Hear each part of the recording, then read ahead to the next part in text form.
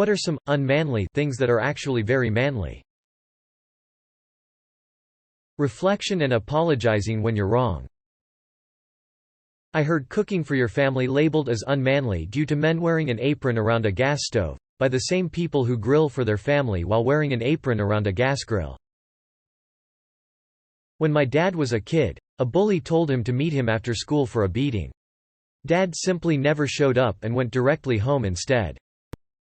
When I was a teenager, two of my friends started arguing with one another and it got pretty heated.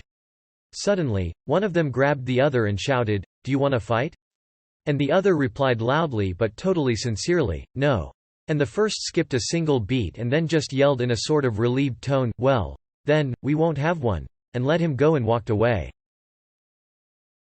If someone tells you something is unmanly, tell them a real man would be secure enough in their manliness to not give a shit what they think.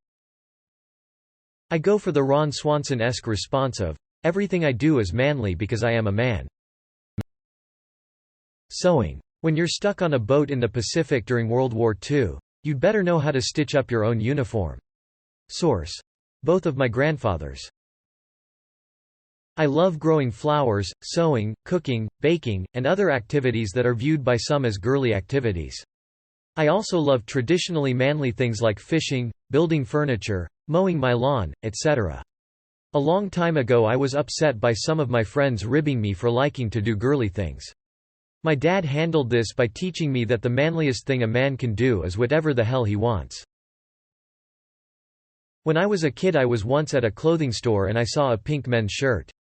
I said out loud, "What kind of men wear pink shirts?" And my mom said, "Secure men." For some reason that always stuck with me.